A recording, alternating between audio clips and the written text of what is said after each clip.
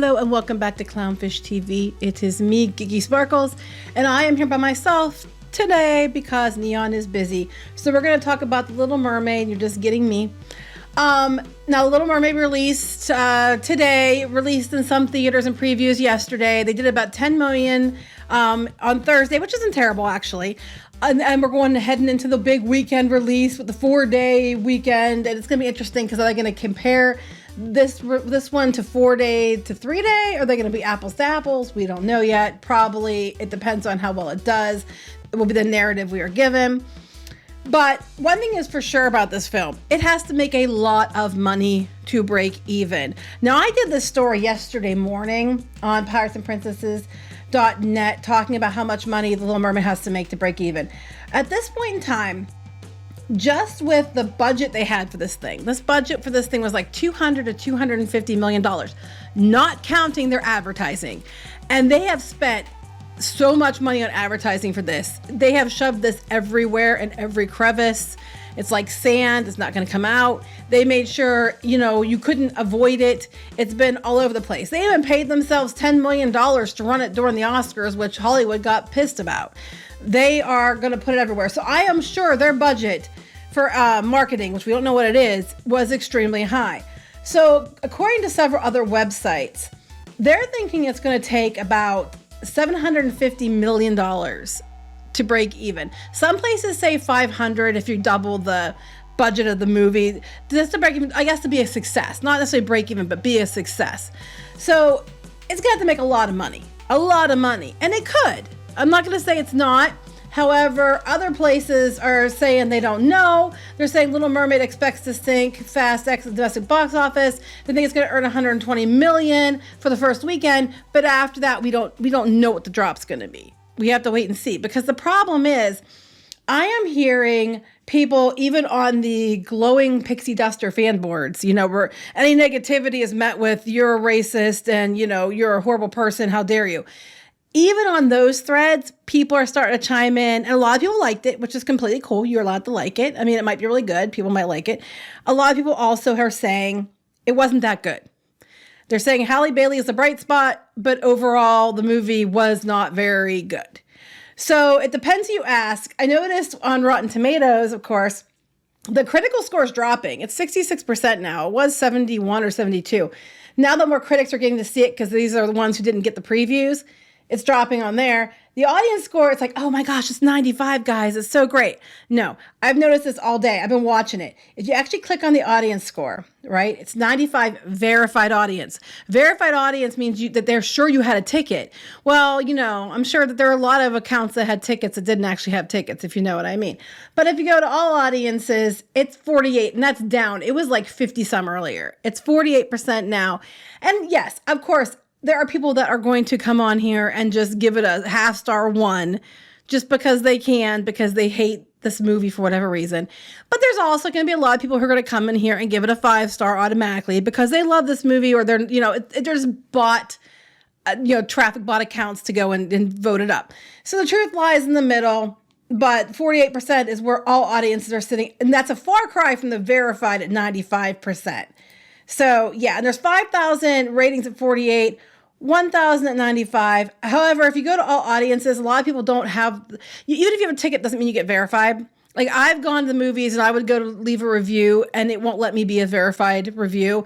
So the all audience doesn't necessarily mean you didn't see the film, and verified, technically it supposedly means you did, just meant you have a ticket, but sometimes tickets are sold that people don't show up, but verified scores are left.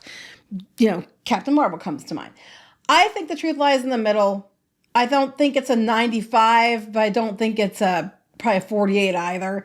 But what I'm hearing is, depends who you ask. Some people say it's really, really good, and it wasn't as bad as I thought. Actually, on Clownfish TV, we had someone review it, and they said it wasn't that bad.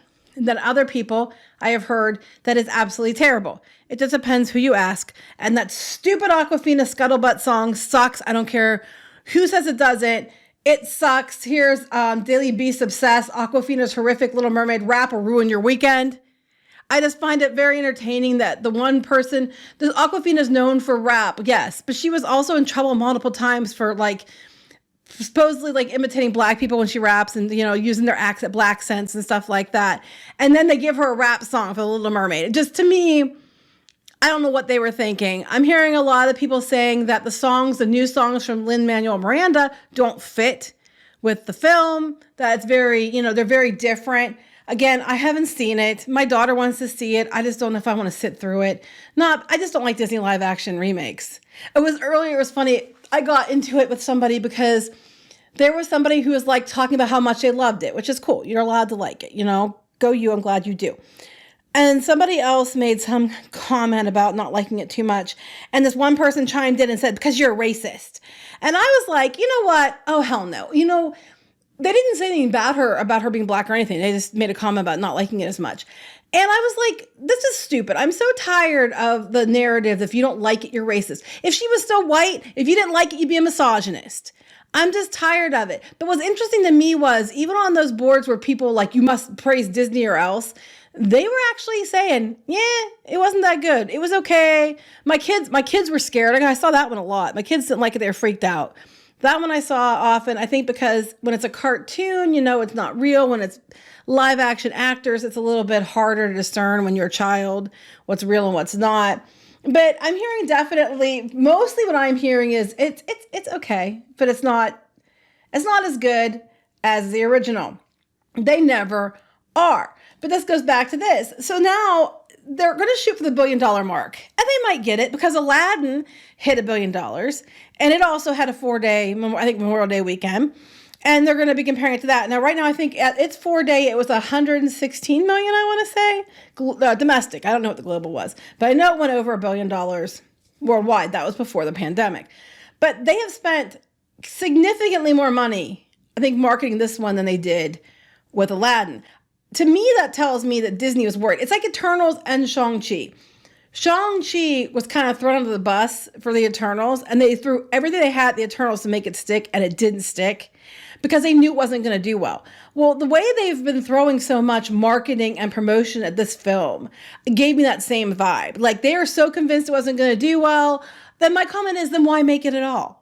Why make any of these movies at all? Why do live action movies, remakes? Why not just, make new animated films? So the budgets you're spending on this, you could have gone and made new things that people might have liked, or made, another show about a new character, do a live action movie about a new character. This doesn't make any sense to me, why they're doing what they're doing, but it's Disney and apparently like to lose money. But again, this could easily do $1 billion. It depends how word of mouth is going to go. And it depends on, people actually going out to see it. I know a lot of people don't want to bother because they do not like live action remakes. And they said that they cannot think that the animated version is going to be less than the live action, and they'll stick with the animated, which of course is met with, you're racist. Has nothing to do with being a racist. That's the stupidest thing ever. Are people racist who aren't going to see it? Yes, I'm sure there are racists who aren't going to see it. Is anyone who's not going to see this movie a racist or doesn't like this movie racist? Hell no. That's just colossally stupid. You can criticize something just because somebody is a woman or a minority or, whatever, insert a, minority group here, doesn't mean it's free from criticism.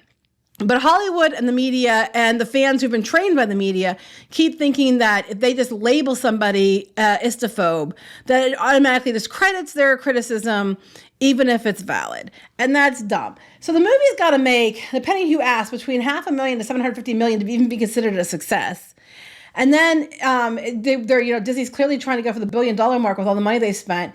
They're expecting it to do about 100 and let me find it. They're expecting it to do about 120 million over the holiday 4-day weekend. It could go more, could go less. They said they didn't think it was going to do well for Super Mario Brothers, and it did, because I think people want family movies. That being said, they're estimating 120 million. That, like I said, that's 4 million more than Aladdin, but that's still putting The Little Mermaid in the mid-range for the movies of late that have come out that were live action releases. No, it's not going to come anywhere near Beauty and the Beast and the Lion King. If it does, it's going to be very surprising to everyone. It's possible, I guess, but unlikely. Now, of course, Disney, being Disney, is already ready to go. Their parks, they have new treats for, Ariel. We got to look at these treats, though, because some of these treats, I don't know what the hell they were thinking. They also have a meet and greet. They're having a meet and greet with Ariel, with the new Ariel at Walt Disney Presents. The only problem I'm seeing with it, it's really cool. They have a bunch of artwork inspired by the film when you go through the queue.